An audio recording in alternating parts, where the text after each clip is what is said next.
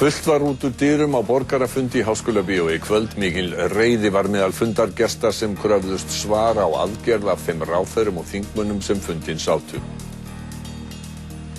Við ætlum gott kvöld. Það hefjast seinni fréttir núna mánudaginn 24. nóvember. Dálítið og seint vegna beinnar útsendingar frá borgarafundi í Háskólabíói eins og sjónvarpsáhorfendum ætti væntanlega vera kunnugt, en þar var mikill fundur og mikill hiti á fundinum, þar sem var fullt út úr dyrum og fólk stóð í anddyrinu. Ráðherrar og þingmenn voru sérstaklega boðaðir.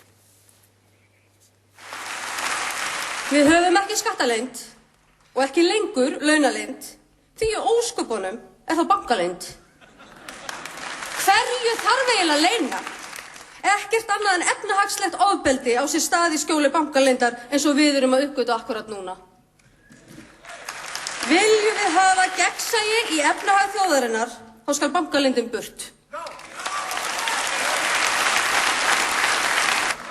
Geir, ekki tími til kominn að hreinsa út úr Seðlabankanum og víkja síðan sjálfur?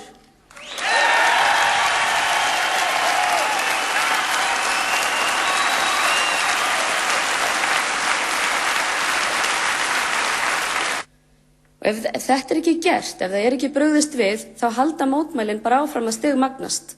Og við verðum að fá að kjósa.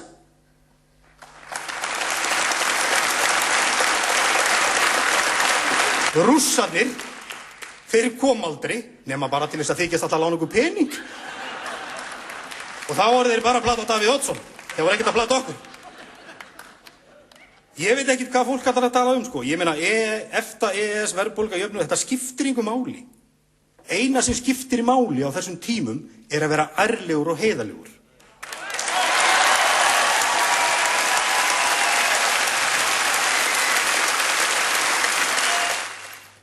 Aðalbjörn Sigurðsson fréttamaður sat fundinn og hann nú með Geir Haarde forsætisráðherra og Ingibjörgu Sólrúnu Gísladóttur utanríkisráðherra.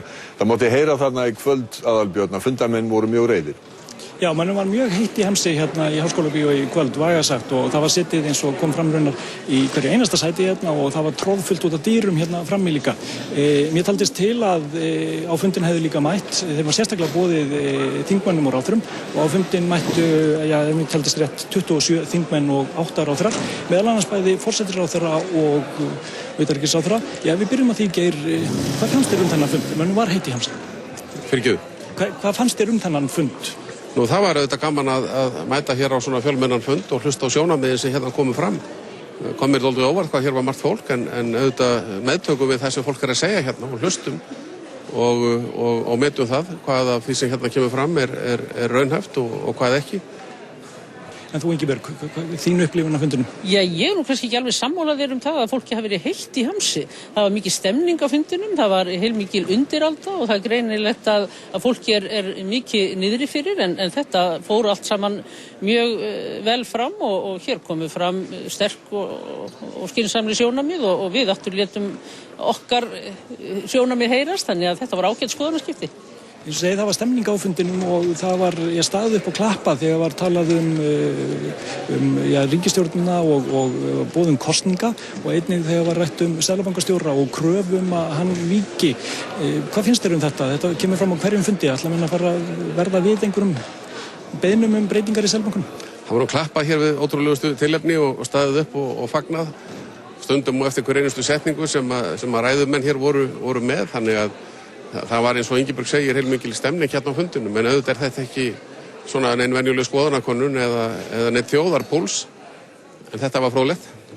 Ingibjörg, þú sagðir að þjóðin væri eitt en þessi fundur runni annað, það væri kannski ekki endurspegluð þjóðarinnar sem væri hérna inni? Já, það sem ég bara að leggja áherslu á að hver og einn sem hér mætir, hann talar fyrir sig. Það engin einstaklingur hér, ekkert frekar en ég, sem hef umboð til að tala fyrir hönd þjóðarinnar allrar. En saman, þegar fólk komið saman, þá væntanlega kemur aukinn þungi í mér sjónarmið. En við verðum að gæta þess að taka okkur ekki það umboð að við getum talað hvert og eitt fyrir hönd þjóðarinnar allrar. Já eða nei, ætlið að koma á fund sem boðar hérna í næsta mánuði? Ég nú ekki búin að ákveða það nú langt þangað til 3 vikur eða svo. En einu sinni var hérna blað sem kallaði sig Þjóðviljan, en talaði nú sjaldnast í nafni raunverulegu þjóðarinnar. Ingibjörg, ætlar þú að mæta? Í desember? Já, ég man nú ekki bara hver dagsetningi var, þannig að ég er ekki alveg með þá reynu hvernig svona mínum tíma er háttað á þeim tíma, en ég gerir ráð fyrir því að við tryggjum það að það verði fulltrúar frá Samfylkingunni á fundinum. Takk fyrir það bæði og með því látum við þessu lokið hérna úr Háskólabíó.